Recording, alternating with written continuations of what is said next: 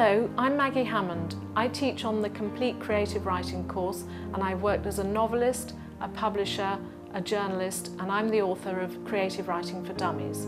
I'm here to answer some common questions about writing. How to write an introduction.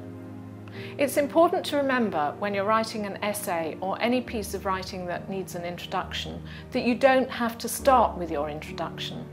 Sometimes it's easier for you to begin by just plunging into the beginning of your essay. Sometimes you don't even quite know what the introduction to your essay is going to be until you've finished it.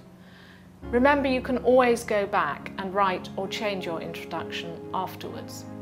I think one thing that people very commonly do when they're writing an introduction is try to be too clever, try to say too much, and maybe not to be obvious enough. It's important that you are really clear and obvious in your introduction. You want to start with something very simple, like this essay is about, and then say the core thing that your essay is about. You can then go on to expand that a bit and say the essay is going to examine certain things, or it's going to look at the arguments which support a particular opinion, or it's going to examine some evidence. So you want to say a little bit about how your essay is going to continue.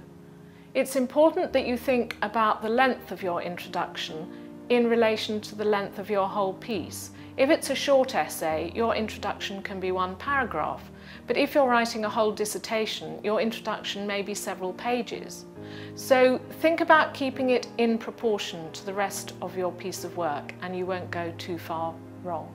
It's also important to think, if you're writing an essay particularly, that in a way your introduction is asking a question.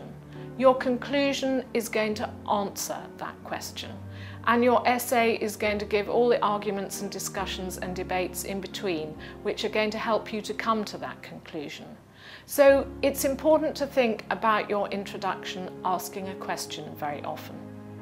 That will help your reader to get interested in it, and it will make the argument and the thrust of your piece of work much clearer to whoever is reading or marking it.